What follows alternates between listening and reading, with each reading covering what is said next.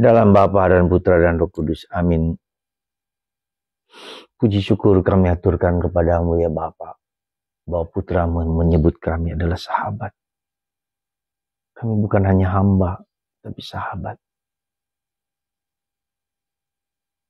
Karena segala yang diterima dari Bapa oleh Yesus, diberikannya kepada kita, dibukanya.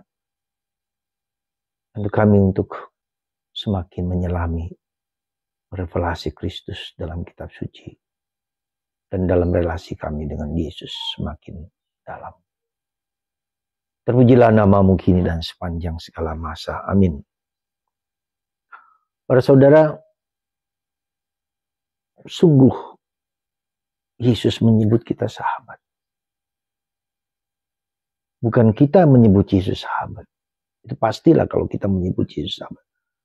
Tapi Yesus yang adalah Allah menyebut kita orang berdosa, orang lemah, orang rapuh ini sebagai sahabat.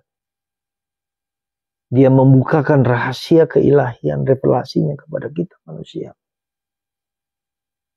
Kepada orang yang percaya kepadanya. Kepada para rasul. Dan itu ditulis oleh para rasul. Pengalaman apa yang mereka terima dari Tuhan itu mereka tulis. Dan itu dibagikan kepada kita. Jadi kata sahabat ini sungguh merupakan sesuatu yang tanggung jawab besar, tapi juga suatu karunia.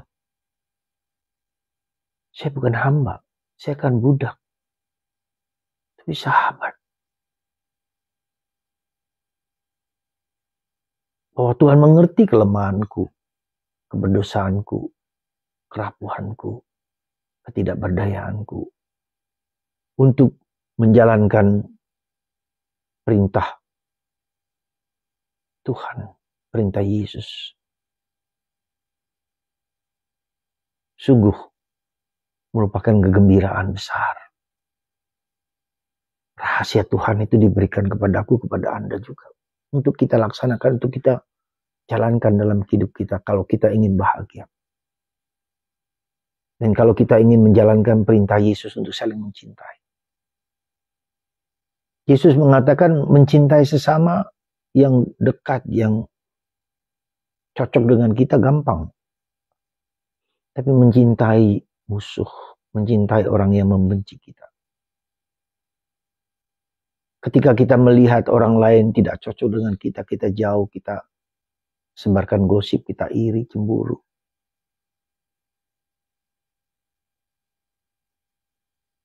Justru Yesus merangkul. Kita lihat bagaimana Yesus pergi kepada para pendosa, para pemungut cukai, dirangkul, dipeluk orang berdosa, Maria Magdalena. Orang yang sakit, orang yang bisu, yang dijauhkan, askat kusta, dirangkul.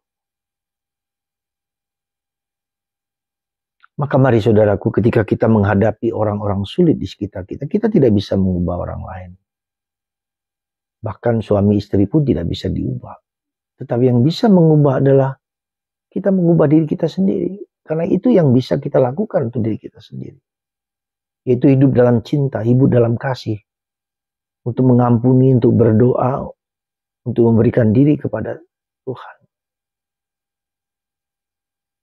Semoga kita sungguh-sungguh menjalankan perintah kasih ini sebagai yang esensi, sebagai yang utama dari pengalaman kita akan Allah. Kasih, karena Tuhan adalah kasih. Maka kasih itu mengungkapkan diri, dibagikan kepada orang lain, dihayati oleh orang lain. Lalu terjadi persaudaraan. Persaudaraan terjadi karena kita menerima apa adanya orang lain, mencintai, mengasihi. Bukan untuk mengubah. Saya tidak bisa mengubah orang lain. Apapun agamanya, apapun ajarannya, apapun hidupnya. Itu karya Tuhan. Kalau Tuhan mau menyentuh hati orang lain dengan kita, bagus. Tapi bila tidak, itu hak mereka. Bahkan Yesus pun memberi kebebasan kepada Yudas. Muridnya sendiri, yang lihat sendiri.